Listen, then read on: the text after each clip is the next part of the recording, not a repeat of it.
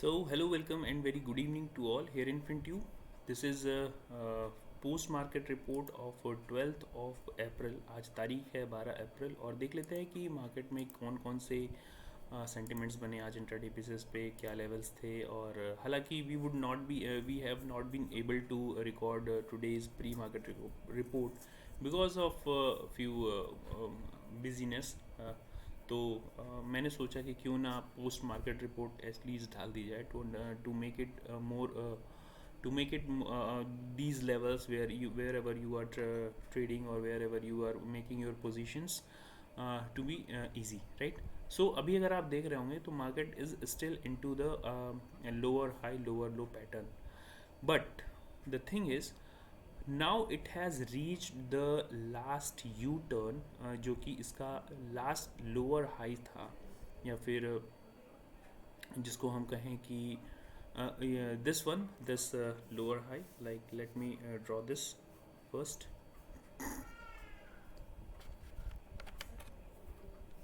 Yes. So जो lastly lower high था, this was the last lower high of this market. Like we are trading these lower highs constantly, right?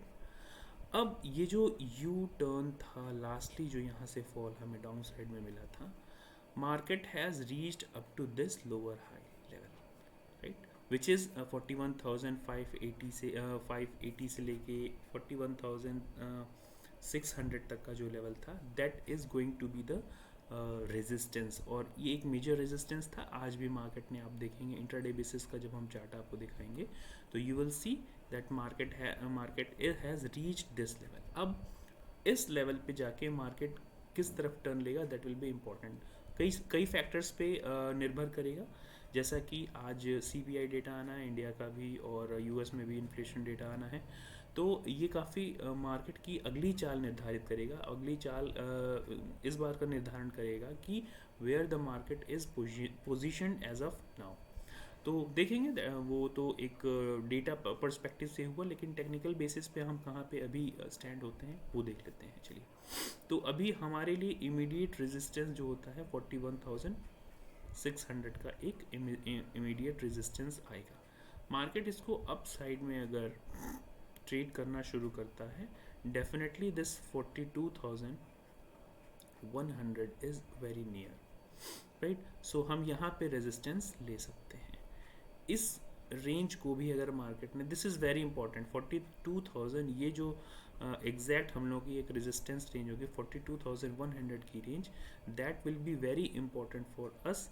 और इसके बाद हमारे पास next range निकल के आएगी 42,700 से लेके 680. तो 42,680 से लेके 700 तक की रेंज जो होगी वो हमारे लिए एक रेजिस्टेंस का काम करेगी, राइट. डाउन साइड में this yellow line is going to be one of the strongest support as of now. तो इमीडिएट सपोर्ट हमारे लिए ये 41,230 की जो लाइन है, that will be a very strong support for us. इसको हमने डाउन साइड में अगर ट्रेड करना शुरू किया नीचे के साइड में with any kind of 15 minute candle close like bearish hammer or bearish engulfing, definitely our next target should be this one. Like let me draw that yes, it is 40,850. So this will be our, ये trend line काफ़ी important होगी हमारे लिए. ये जो trend line यहाँ पे दे रखी है, this trend line will be very important for us.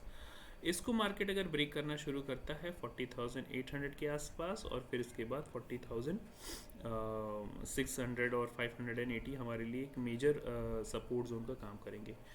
चलिए देख लेते हैं निफ्टी में किस तरह से ट्रेड हुआ. We will decide it tomorrow how this market is going to be, or this expiry, at least tomorrow's expiry is going to be. कल की एक्सपायरी होगी, काफ़ी ध्यान से ट्रेड करना आपके लिए बहुत इंपॉर्टेंट हो जाता है. देखिए, इसको हम इस ट्रेंड लाइन को रेस्पेक्ट करते चले आ रहे हैं. तो this trend line is going to be the immediate support. But before that this yellow line, this yellow trend line is yellow will act as a very important support in Nifty. अभी मैं आपको daily time frame पे ये सारी candles दिखा रहा हूँ। काफ़ी अच्छा खासा बूस्टअप लिया है सिर्फ 2 दिनों में। पिछले 1 2 3 4 5 6 7 8 पिछले 8 दिनों के क्लोजिंग में निफ्टी ने जो अपनी क्लोजिंग दे रखी है, अगर आप इन 2 रेड कैंडल्स को भी देख लें, let me draw these red candles. अगर आप इन 2 रेड कैंडल्स को भी देख लेंगे तो भी इनकी क्लोजिंग जो है आप इसके यस्टरडे क्लोजिंग से ऊपर ही देखेंगे। यानी कि क्लोज टू क्लोज बेसिस पे पिछले 8 दिनों से हमने पॉजिटिव में क्लोज दिया है। हालांकि ये 2 रेड कैंडल्स हैं जिन्होंने एक पॉज लिया है, बट क्लोजिंग हमने पिछले 8 दिनों में पॉजिटिव में दिया है।